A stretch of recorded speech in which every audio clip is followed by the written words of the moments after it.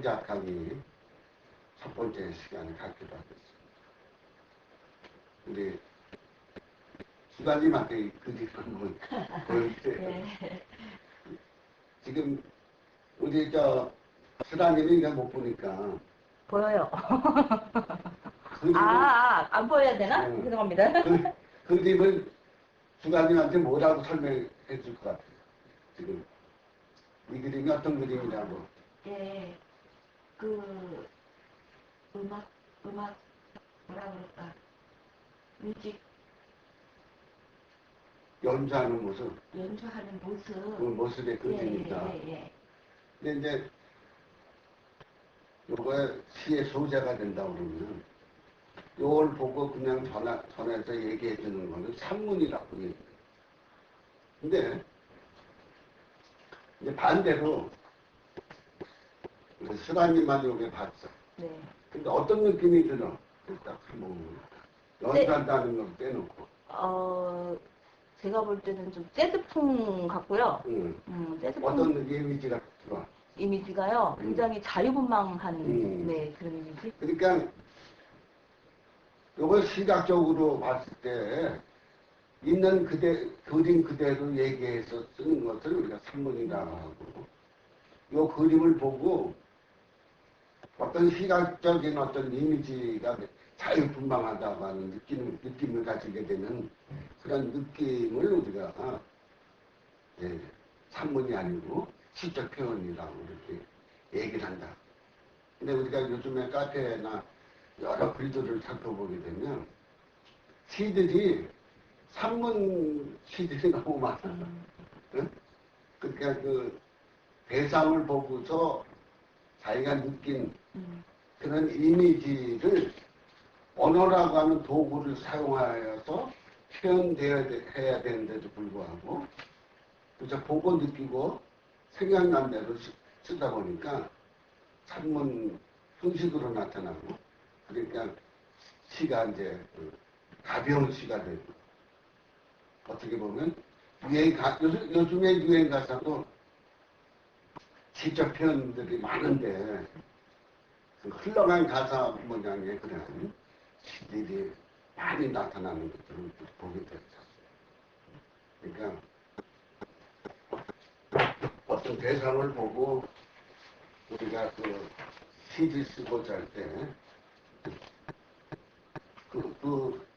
거기에서 내가 받은 이미지를 은유라고 하는 거 또는 함축이라고 하는 걸로 우리가 표현할 수 있을 때 우리가 그것을 시적 표현이라고 이렇게 얘기해요.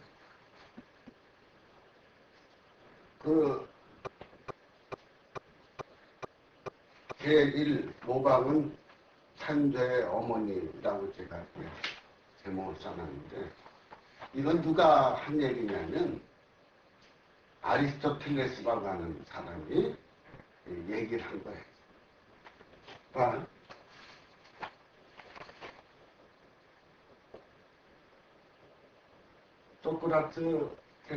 소크라테스의 제자가 이제 플라톤이라고 하는 사람이 있고,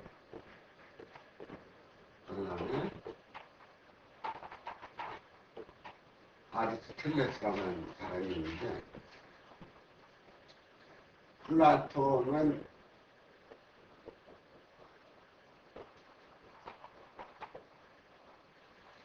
시인 추방론, 시인은 이 사회에서 추방돼야 될 존재다고 해가지고, 응? 왜 플라톤은 시인 추방론을 얘기를 했냐면, 플라톤이라고 하는 사람은 이데아라고 하는 것을 주창한 사람이 정상인데, 시인들이 어떤 자연의 현상이나 또 어떤 대상 조제를 가지고 본질을 떠나서 모방하는 데만 집착하다 보니까 플라톤이 이런 시인들은 이 사회에 필요한 조건을 갖춘 사람들이 아니다. 그래서 시인을 추방하자고 하는 추방론을 주장한 사람 중 하나예요. 근데 그의 제자 아리스토텔레스는 스승하고는 좀 달랐어요. 네? 어떤 장르의 예술이든지 모방으로 시작되지 않는 것은 없다. 그래서 제가 그 비유를 잘 얘기하는 것 가운데 하나지만, 피아노를 배우면 피아노 선생님이 음표 악보 갖다 놓고 요건 도구 요건 대고, 그 선생님이 치는 법을 좀 아껴주고 그거 따라하고 그러다 보면서 한 계단 한 계단 높아지는 거야 사실. 그러니까 그 아리스토텔레스가 모방은 천재의 어머니다라고 얘기를 하면서 그 어떤 장르의 예술이건 모든 시장은 모방으로도 시작된다, 그런 얘기를 해놓고 있는 소리죠. 그래서 내가 오늘 아침에 신문을 보면서 신문에 나온 얘기인데, 영국의 그 유명한 신 엘리엇이라고 하는 사람이 있어요. 이 사람이 뭐라고 해놨냐면, 어설픈 시인은 흉내를 내고 남의 작품을 보고, 근데 노련한 시인은 남의 작품을 자기 것을 훔친다. 영국의 그 엘리엇이라고 하는 유명한 영국의 대대적 시인인데, 그 어설픈 시인들은 남의 작품 보고 흉내내는 으로 끝내지만, 노련한 시인들은 남의 작품을 보고 그것을 자기 것을 훔쳐온다. 그래서 안도현 시인이 그 공강대학교 문해창작과 교수인데, 그 사람 강의를 한번 인터넷에 떴길래 한번 내가 쭉 읽어봤어요. 읽어보는데 그 맨 마지막에 나오는 말이 뭐라고 나오냐면, 모방을 두려워하지 마라. 그러면서 그것을 뛰어넘는 작가가 되라, 이렇게 표현을 했죠. 그래서 안도현 시인은 자기가 시 한 편 쓰려고 하면 다른 사람의 시를 100편을 본다. 근데 내가 어떤 주제 또는 소재를 가지고 시를 쓰고자 하면, 왜 다른 사람의 작품을 볼까? 100편씩이나. 최소한도 100편을 본다고 해요. 그러니까 자기가 쓰고자 하는 소재나 주제 머릿속에 놓고 다른 사람의 시를 읽어보다가 내가 쓰고자 하는 소재와 이렇게 충돌되는 그런 시어들이 있으면 자기 것으로 만드는 거예요. 그래서 유린이라고 하는 문학지가 매달 저한테 오는데, 거기에 이영철이라고 하는 시인이 최근에 그 독자들하고 만나는 대담 프로에서 그런 얘기를 하더라고요. 어느 독자가 시를 요즘에 어떻게 쓰시냐고. 그랬더니 이분이 무슨 얘기를 하냐면, 문학 카페에 들어가면 좋은 시들이 올라온 좋은 시들이 많다 이거야. 그 좋은 시들을 읽다가 이런 시어는 좀 내 것을 만들고 싶다고 하는 걸 메모를 해놓는데 하루 종일, 그리고 그 메모해 놓은 시어가 얼마나 많겠어요. 그 중에서 자기가 쓰고자 하는 것들과 매치되는 시어들을 골라내서 5편을 얘기하면 짜깁기를 해놓은 다음에 그거를 정리하고 태고해서 완전히 새로운 내 작품을 만든다. 이런 얘기를 아주 이영철 시인하고 김정희 작가인데 이 사람은 그래도 그런 얘기를 공개연이 얘기를 해놨어요. 재미있는 얘기가 있어요. 5,200번 타서 강남역서 내리면 교보문고 거기에다가 매일 시가 하나씩 크게 떠요. 근데 그 풍경이라고 하는 제목인데, 정호순 시라고 유명한 분인데 그분 시가 떴어. 근데 내가 읽어보니까 네 줄이야. 네 줄인데 뭐라고 써놨냐면, 바람소리가 풍경을 울리거든 그리운 삶이 찾아왔다 한 줄 알아라. 그런 내용이야. 응? 네. 근데 나는 딱 그 시를 읽자마자 당신 네가 표절이야. 내가 그랬어. 왜 그랬지 알아요?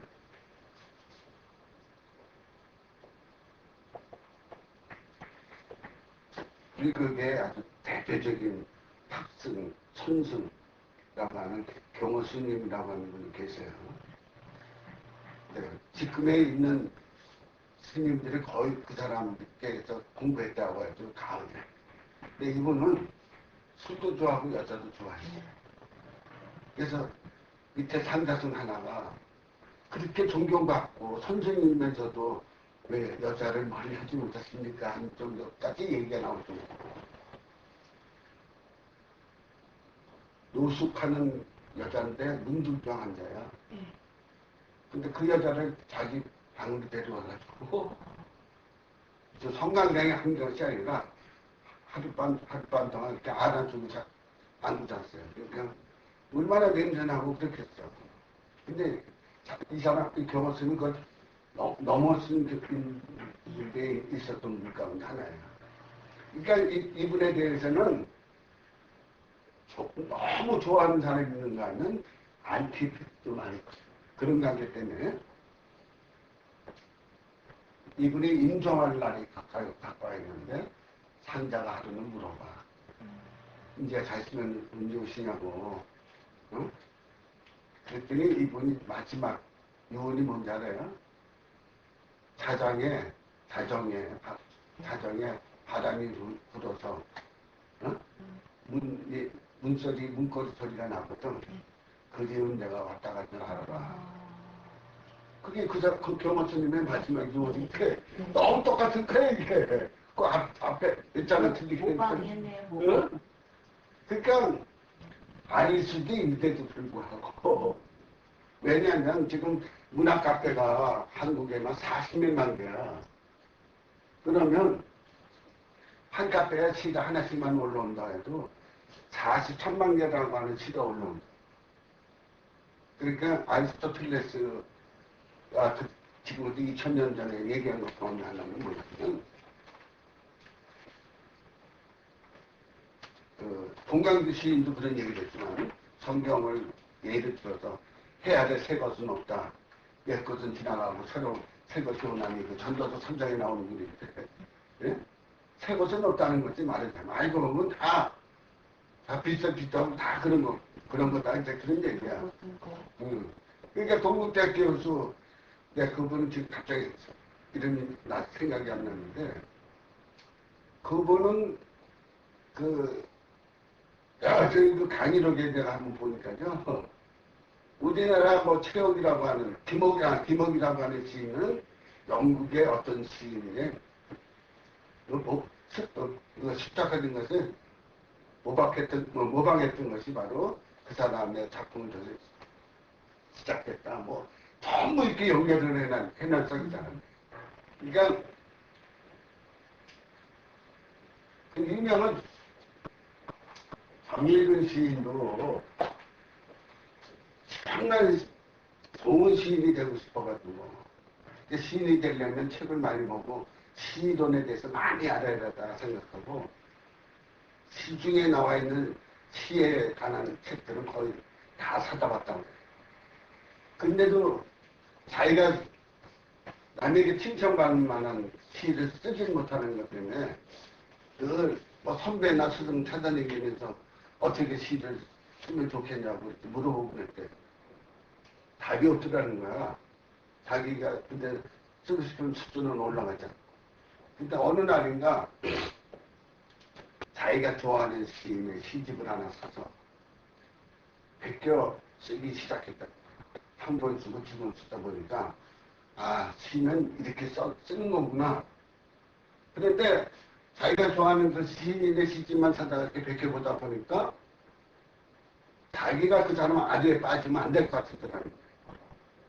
그래서 그 다음엔 다른 사람의 시집을 사서 베끼기 시작했는데 어느 날인가 자기가 원하는 만큼의 시작 편집이 나오기 시작하고 나서 평가가 받고 싶어서 자기가 이제 어디다 작품을 내놨더니 그래서 이제 등단작으로 돼가지고 자기가 등단했다는 거예요.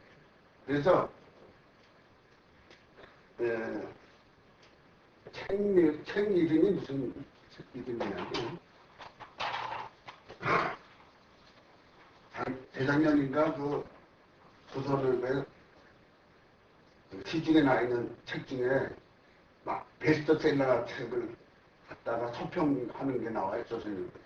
근데 몇 년 전에 뭐가 나왔냐면 제목이 글쓰기 항해술이라고 하는 제목이고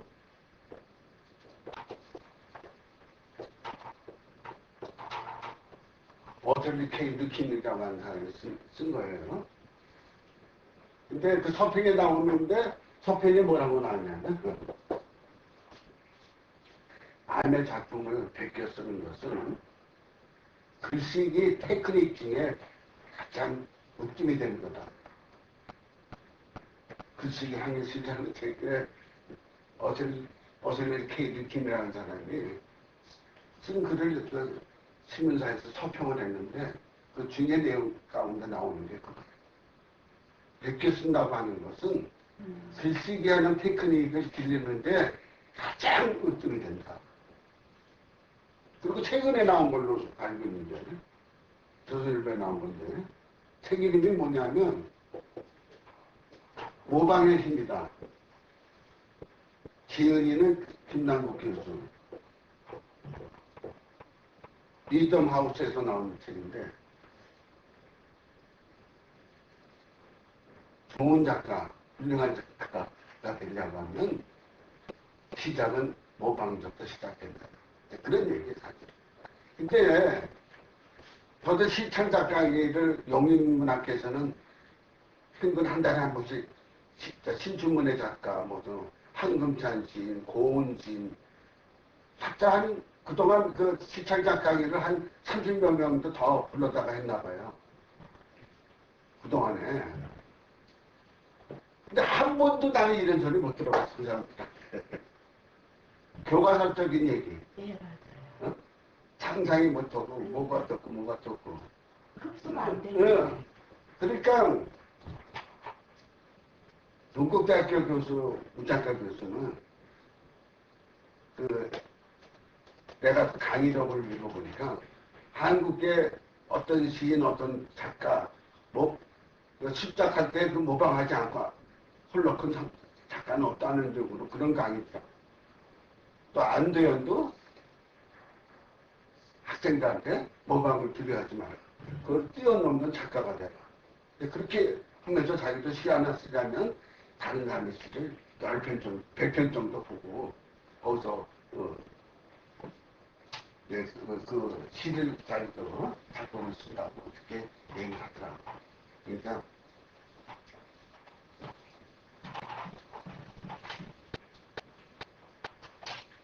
모방을 우리가 두려워하지 말아야 된다. 정일근 시인 모양 자기가 좋아하는 시인이 있으면 그 시를 한 번 찾아 베껴보고 모방도 하고 여기 보면은 장정일이라고 하는 소설가하고 그런 게 지금은 타격이 안 나오고 그 전에 좀 나오는데 앞뒤 이마가 이만큼 나오고 하도 남자가 봐도 못생겼어. 소크라테스가 앞에 이마가 나오고 귀가 오면 빗물이 들어갈 정도 오고가 키는 1m 50m밖에 안 되고 그렇게 못생기고 돈도 안 벌었다 보니까 소크라테스 부인이 악사패인가? 그 산티페. 그 산티페. 그 남편 욕할 수밖에 없어. 악체일 수밖에 없었어, 사실. 응? 장장일이 그렇게 못생겼어, 보니까. 근데 그런 자신은 뭐예요? 초등학교밖에 안 나왔다고 그런 것 같아요. 장장이라고 하는 친구. 근데 그 친구가 이제 김춘수의 꽃이라고 하는 시를 패러디한 거예요. 근데 패러디라고 하는 말이 사실은 흉내내다, 이런 흉내내다는 말을 이제 좀 하나 높여가지고 배잘 크다고 하는 말이 거기서 많이 쓰이지만 패러디한 작품이 내가 본문에 소개도 이렇게 글을 좀 이렇게 써놓은 것입니다. 그러니까 뭐 이미테이션이라고 하는 말은 이제 모방이다, 흉내내다. 이제 우리 문학에서는 이미테이션이라고 하는 말보다는 패러디라고 하는 말을 더 많이 사용하고 있어요. 지난번 텔레비 보니까요, 부천에 있는 고등학교, 부천고등학교 국어 시간인데 안에 있는 국어 선생이 패러디 시를 하나 주고 패러디 해오라고 그래가지고 잘 패러디 해온 아예 상을 주는 게 나오더라고요. 그러니까 그렇게 학습 방법을 택하는 선생님이 있구나. 아주 나도 깜짝 놀랐어요. 왜냐하면 우리 중고등학교 때는 선생님들이 교과서적인만 가르치지 그걸 흉내내와라 패러디해와라 그런 얘기 하는 거죠.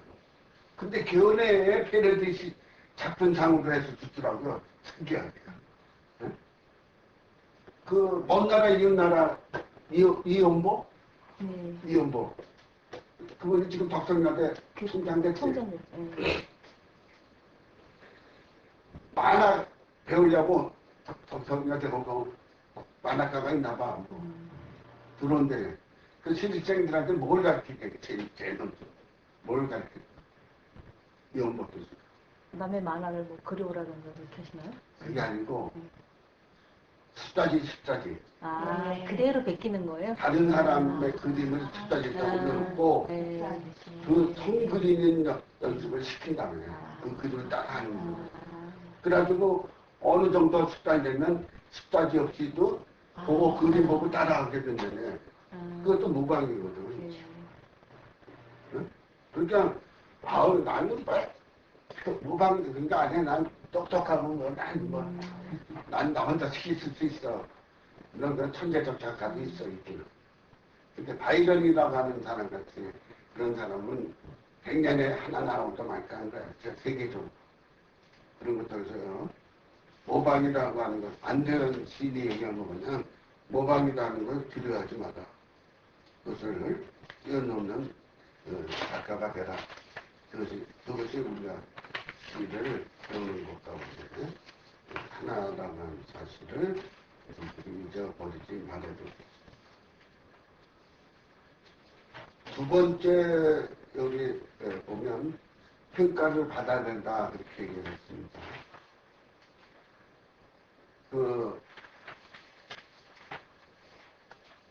장기나 바둑을 두면 분수 두는 사람들이 꼭 있어요. 근데 그 사람들이 좀 한 수 더 잘 보게 돼. 옆에서 객관적으로 보니까. 나는 어디에 집착해서 보니까 그걸 모르는 거야.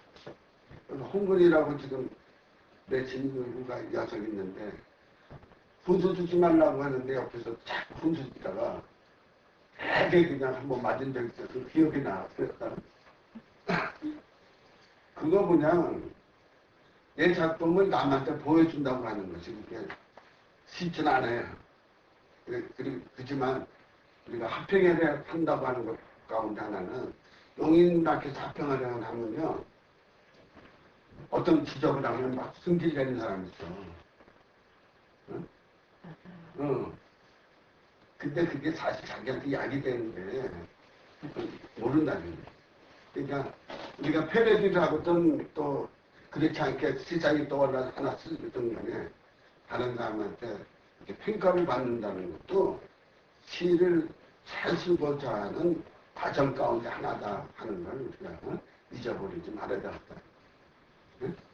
내가 쓴 게 너무 부끄러워. 또 뭐 나는 잘 쓴 것 같은데 지적받으면 기분 상해. 이런 것 가지고는 성장이 되지 않는다. 성장통이 우리에게는 꼭 필요하다. 사실을 우리들이 알았죠. 세 번째 우리가 태고의 습관을 가져야 된다. 시에서 잊어버리지 말아야 될 것 가운데 하나는 그 마지막 연 혹은 요걸 어떻게 마무리하냐 달라서 시 전체가 죽느냐 사냐. 그러니까 내가 김소월 씨의 그 죽어도 눈물 아니 흘리오리다 그 마지막 행이 그 시 전체를 다 살려놓은 거야 말이지. 그게 마무리를 소설도 마찬가지지만 시도 마찬가지. 마무리. 그래서 그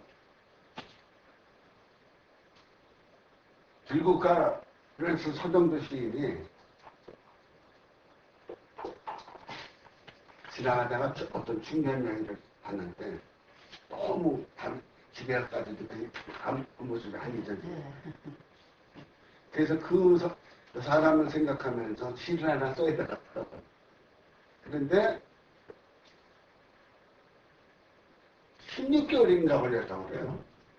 그 여자를 보고 그 여자 생각이 떠나지 않았는데 어느 날 들국화를 딱 보니까 그 여자 이미지하고 충돌이 된 거야 말이야. 자기 생각했던 거. 그래서 썼는데 마지막 열이 마무리가 안 되더라는 거예요. 요것이 하여튼 그래가지고 마지막 그 마무리까지 전부 얼마 걸냐고 했냐면 서정도 시인이 쓴 글 가운데 보니까 들국화 하나 쓰기 위해서 18개월 걸렸어. 18개월.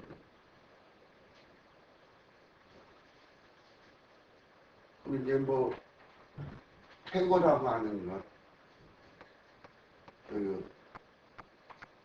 거기 얘기도 해놨지만 승부를 쓴 조지현 선생 같은 경우에도 보니까 그거 하나가 하는데도 18개월 걸렸다고 그렇게 얘기를 하더라고요. 그러니까 자기가 만족할 때까지 마무리를 네가 어떻게 해야 될 것인가. 나도 그 요번에 하나 두 눈을 꼭 감고라고 하는 시를 이틀 전에 썼는데 마무리가 잘 안 되는 거예요. 근데 텔레비를 보다 보니까 찢어진 뭐 인간극장이라고 하는 데서 나와 찢어진 그 아픔에 살점 떨어진 아픔 같은 뭐 그런 표현이 나오는 거야. 아유, 그냥 옳다구나. 내가 갖다 쓴 거야, 사실. 또 어느 카페 들어가기 전에 자기가 대화를 밤마다 해보니까 늘 하나가 부족하다고 하는 그 내용에 뭐 수필 비슷하게 쓴 거야, 여자가. 근데 그냥 그 내용이 너무 좋은 거야. 그래서 그 카페 지기한테 부탁해서 그 전화번호나 뭐 대화할 수 있는 좀 연락 좀 알려줄 수 있냐니까 쪽지 보내면 아마 보실 거라고. 그래서 쪽지를 보냈어. 보내서 그 수필도 아니고 아주 짧은 글이야 다.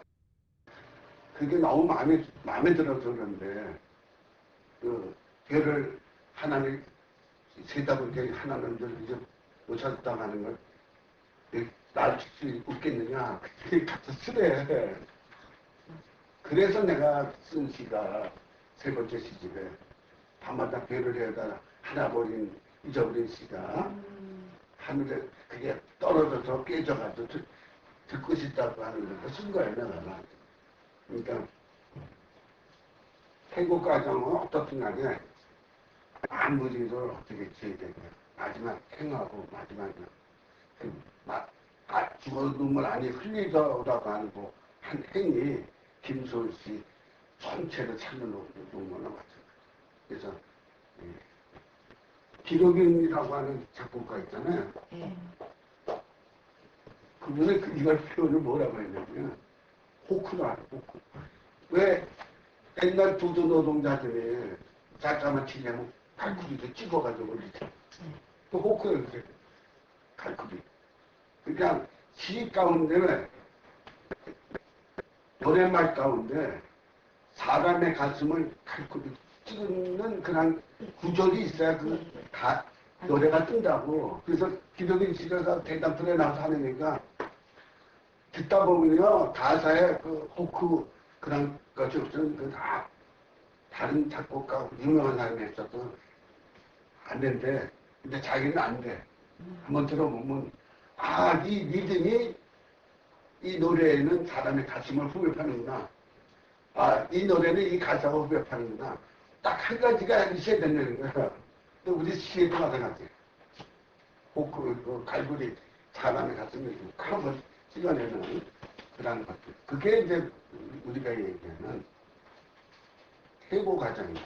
그것을 만들지 못하면 태고가 될 수가 없는 거예요, 사실. 그러니까 소설도 마찬가지고 신경님이라고 하는 사람이 있어요. 자기의 문학 수업은 다른 사람의 소설을 이렇게 쓰는 데서부터 시작했다. 얼마 전에 그런 얘기를 해놨다. 그러니까 자기가 대학교 가서 문학 이론 공부한 게 아니고 나의 문학 공부는 다른 사람의 소설을 이렇게 쓰는 데서부터 시작했다. 이렇게 얘기를 하더라. 그러니까 정말 좋은 시 하나라도 쓰겠다 그러면 이렇게 쓰고 응? 흉내내는 거 그런 데서부터 시작되는 게 척경이에요. 정의의 시 뭐냐? 봐요. 우리나라 한 달에 3,000명 가까이 되는 대학생들이 문창과 이 글쓰는 강의되는 학생이 한 달에 3,000명이 나옵니다. 1년에. 그러면 3,000명이 다 문학에 관계가 있다면 다 등단하고 다 유명 작가가 돼야 되는데 안 그렇잖아. 그래서 또 대학교에 문창과 이 문학을 가르치는 교수들도 3,000명 넘을 거야, 아마 전국적으로. 그럼 그 사람들이 다 유명 작가가 돼야 되잖아. 이론 가지고 되지 않는 것이 바로 문학이죠. 예? 그러니까 동국대 교수들 인문대 또 안대현이나 또 아리스토텔레스 같은 사람들이 모방은 창조어머니다. 그냥 얘기하는 거지 사실. 어떤 예술 장르든 다 그런 데서 모방해서 시작됩니다. 그래서 나폴레옹이 아니라 알렉산더라고 하는 대왕이 33살에 죽었는데 전 유럽을 휩쓸고 인도 북부까지 들어왔다가 풍토병을 얻어서 이제 젊은 나이에 죽어요. 근데 알렉산더 대왕이 자기 아버지 빌립을 위해서 지은 도시가 성경에 이제 빌립보라고 하는 데가 나와요. 이렇게 계획 도시야. 분당 모양 계획을 해가지고 직접 이렇게 해놓은 거지. 자기 아버지를 기념하기 위해서 만든 도시 빌립이라고. 근데 영어는 빌립이 아니지 필립이라고 쓰지. 이 사람이 죽을 때 간을 쓰는데 구멍 2개만 내달라. 왜 그러니까 대왕의 아버지 나도 이분도 대왕충을 받았어요. 나도 죽을 땐 빈손으로 간다.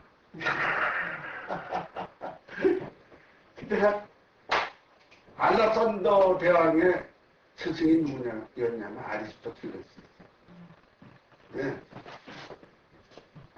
알렉산더가 그렇게 전 유럽을 휩쓸고 인도 북부까지 쳐들어와서 전 세계 반을 다 차지할 정도의 용맹한 사람이었는데 이 사람은 전쟁터에서 나는 왕이니까 네가 직문해 이게 아니었죠.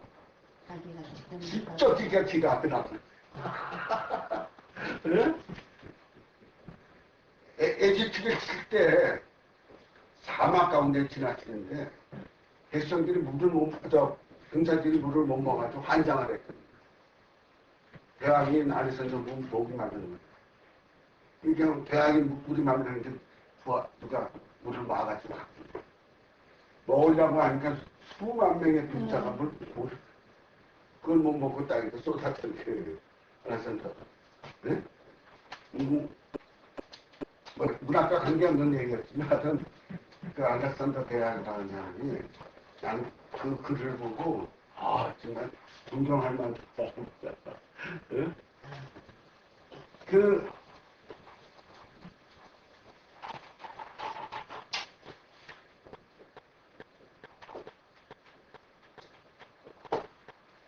그리스에는 아주 대철학자 디오게네스라는 사람이 있었어요.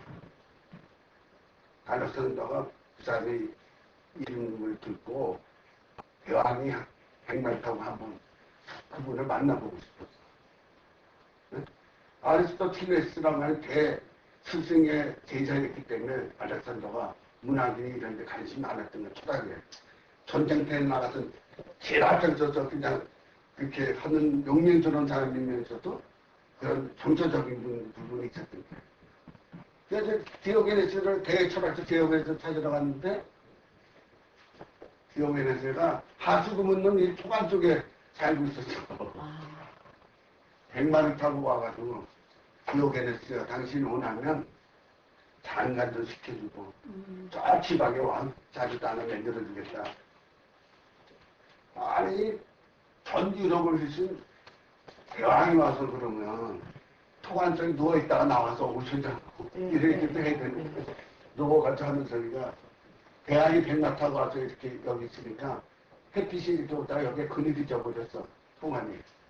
그러니까 그늘이 져서 비켜가는 그게 디오게네스. 그런데 이게 건방이다 그러질 않았던 거야.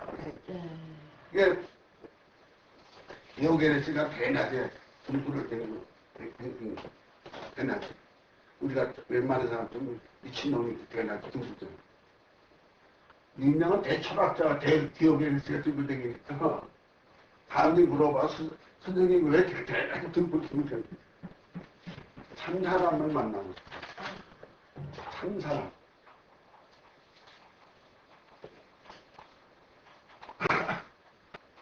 그러니까 예수보다 500년 전에 먼저 태어난 사람이 숙가모니고 예수보다 한 300년 전에 먼저 태어난 사람이 소크라테스예요. 4대 공자니 뭐 부처니 뭐 알고 보면 예수님이 또래비 태어난 사람. 근데 2300여 년 전에 아리스토텔레스가 어떤 예술의 장르든 모방이 창조에 어머니다고 하는 얘기를 했어요. 근데 플라톤은 모방하는 게 싫다. 본질을 잊어버린 거다 해가지고 그랬지만 플라톤의 그 위대한 논리학과는 못하고 문학하고 좀 다른 부분도 있어요. 시식이 어렵다. 한 번도 베껴보지 못해서 그래. 시뿐 아니라 갈수록 글이 어려워요. 두렵고. 그래서 저 윤지라고 하는 분이 나한테 한번 시를 배우고 싶어서 다른 사람 시를 좋아하는 사람 시 한번 베껴보라고. 그랬더니 내 시를 그 100편 가까이 되는 걸 다 베꼈더라고요. 노트. 그 시 한 권이 돼서 직접 쓴 시 한 편이 시 한 권이잖아. 그래서 난 달라 해서 내가 갖다 놨어. 그러니까 그렇게 베껴보는 데서부터 어떤 변호도 그렇고 뭐 그림이는 그렇고 김기창 아들이 그 허련 아버지 때 문화상으로 들어와서 그림을 배우는데 야 그림은 막 이렇게 그리는 거야 이런 소리 한 번도 못 들은 거야. 스승이 옆에서 이렇게 하면 다니까 옆에서 이렇게 하고. 응? 그러다가 어느 날인가 이래서 앉아서 가라. 그런데도 김기창 하백의 그림을 보면 전문가들이 스승의 기풍이 살아있다고 얘기를 합니다. 그러니까 정일근 씨 뭐냐 내가 좋아하는 거 계속 베끼고 모방하다 보면 그 아주에 빠지게 되면 해나기 힘드니까 반대되는 청량의 시를 베끼고 그러니까 태아래 새 것이 없어요. 난선현이라고 하는 사람을 우리가 존경하고 그러지만 최근에 논문 나오는 것 가운데 하나 보면 중국의 어느 사람이 작품을 후절한 거다. 근데 그걸 굳이 그럴 필요 없어요. 뭐, 응? 같을 수도 있는 거지, 우연히. 그걸 가지고 난선을 폐마하려고 하는 한쪽 안티들이 요즘에 논문으로 그런 것도 쓰고 있고 그러더라고요. 그 세르반테스가 쓴 돈키호테라고 하는 것도 동특과의 창조 작품이 아니라는 게 최근에 알려진 게 뭐냐면 여러 가지 작품들을 이렇게 갖다가 짜집게 한 작품이라는 것이 이제 최근에 알려진 거예요. 안데센 동화책도 마찬가지라고 자기 작품이 아니었어요. 이게 전해 내려오는 거, 또 어느 옛날에 구전으로 남아있었던 거, 그것을 다 막아주고 자기가 각색을 하고 해서 냈는 게 안데센의 동화책입니다. 그렇게 최근에 알려진 거예요. 오늘은 여기까지 하겠습니다. 네, 수고하셨습니다.